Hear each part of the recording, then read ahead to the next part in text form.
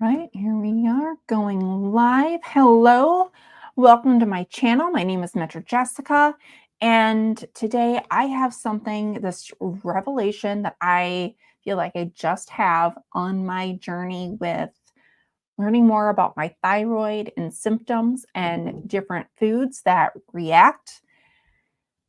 I had this realization that I've never been able to explain in the past. And now I'm wondering if this is one of my first signs of having hypothyroidism or having any type of thyroid issues.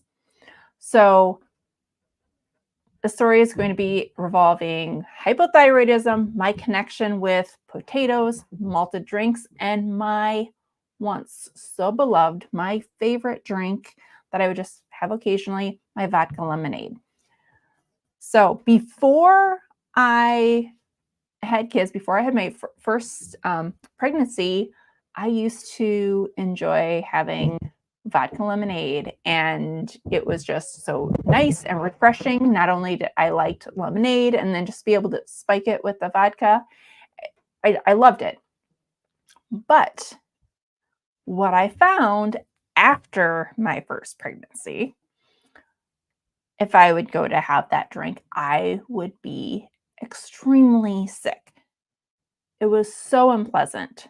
I would find myself I would be projectile vomiting, even if I just had a small amount. I've had different people that were trying to tell me, oh, you're just not using something that's higher enough quality. You're using something that's low quality. It has to do with the quality. Or maybe you just need to do something that's just adding a little bit. And it did not matter how small of amount of something that I had, I was sick. And if you know anything about me, I do not like throwing up at all. I will get worked up if I think I might end up starting to throw up. So this is not something that I enjoyed at all.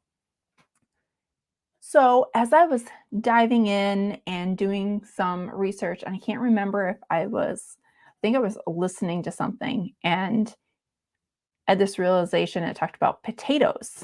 And with thyroid issues, that's something that you can have reactions to. And malted drinks is another one because of the way that they're processed and fermented. And it got me thinking about that moment when those different times after I was pregnant,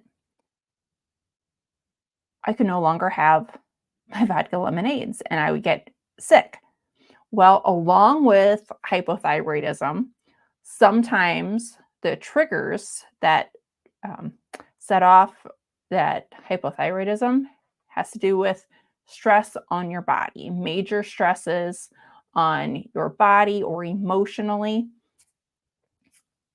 And that's part of the reason why most women tend to have symptoms of hypothyroidism later in life after they've had children. And because there's a jump in the amount of people diagnosed with hypothyroidism after they've had children.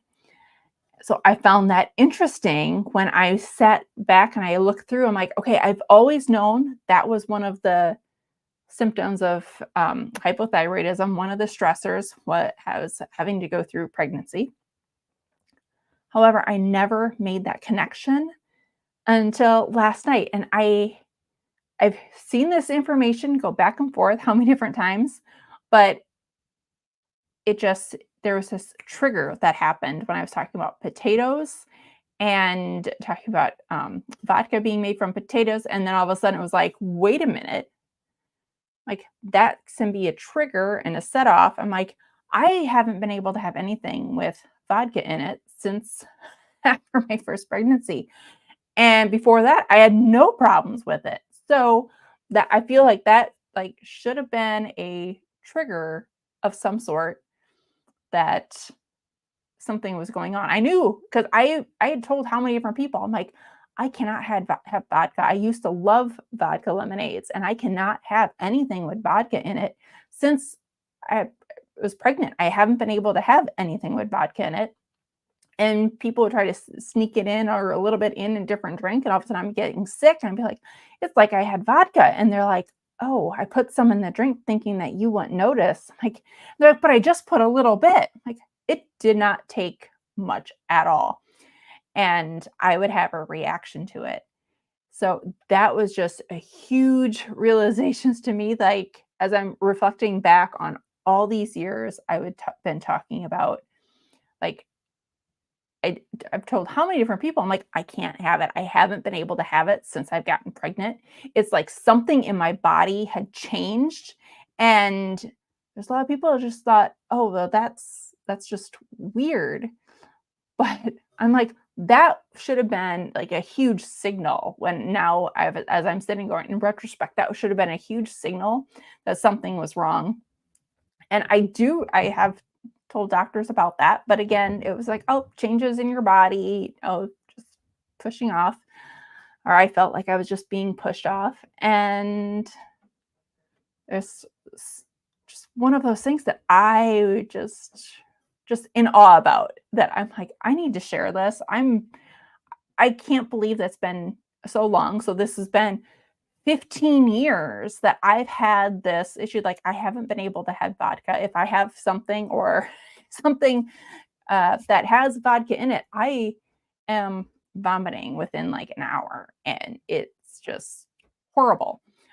I've had so many friends think that they're being tricky and making mixed drinks, and oh, she doesn't really have a problem. And then later apologizing because they didn't think that it was a real thing, because they knew I used to love those drinks.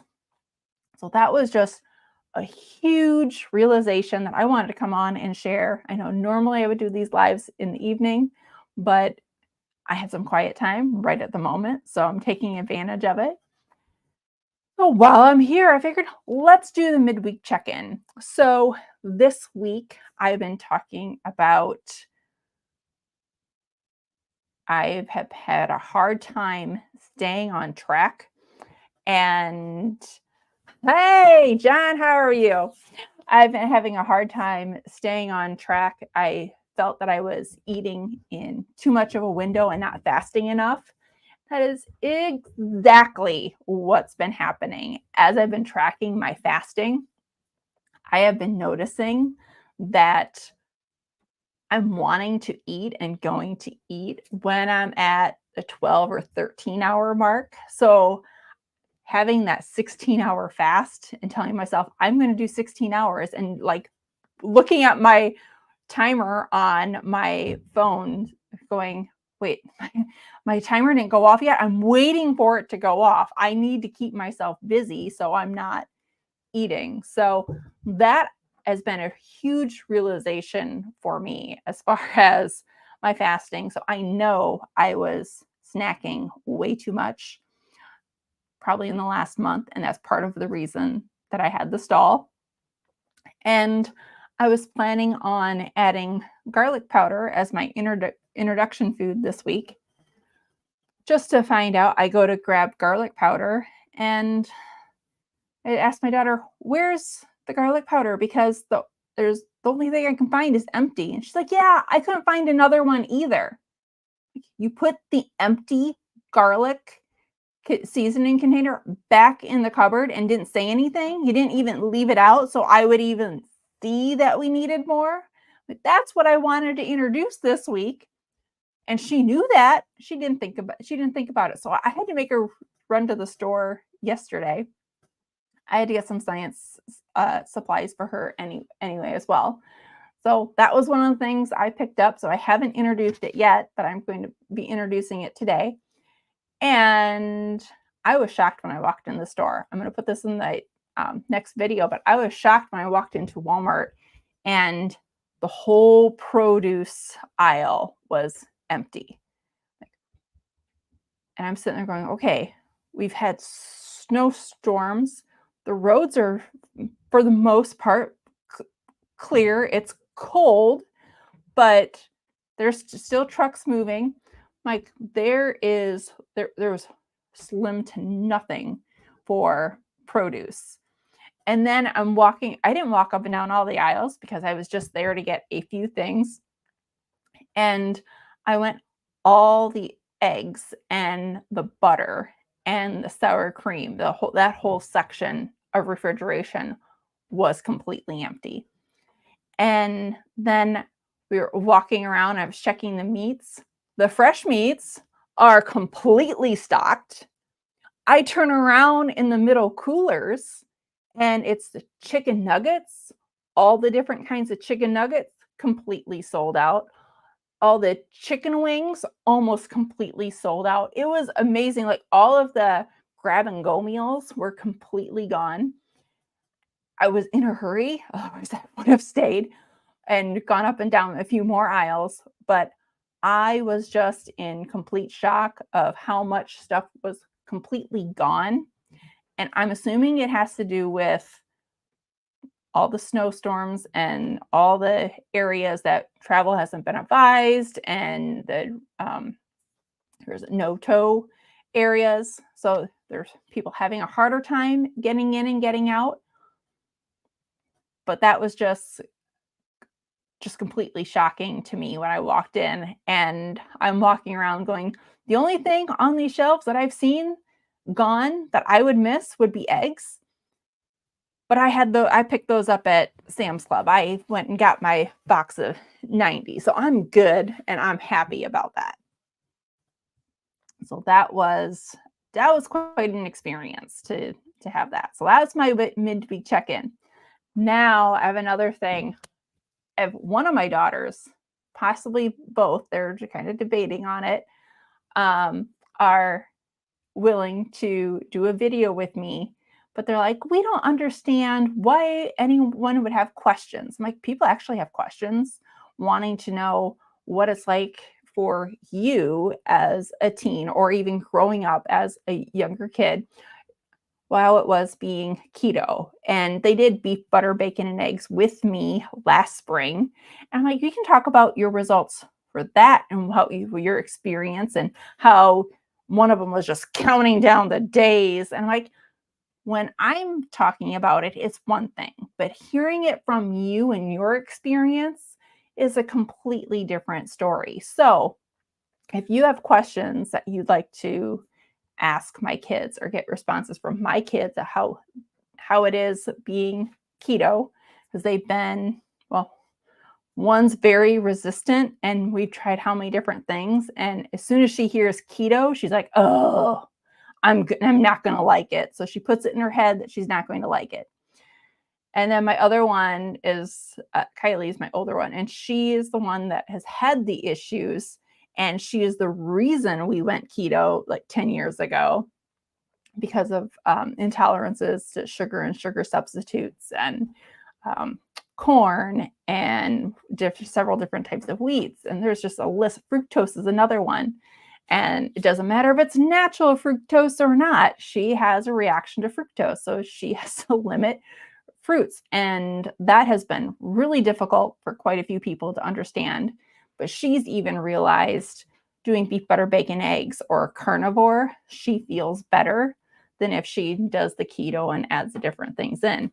But she's been keto for 10 years. Yes, she goes on and off and has her meals here and there when she's with friends. Like, I'm not telling her, well, she can't have this, you can't have that. I usually just tell her, you make that choice. How do you think you're going to feel after you eat that?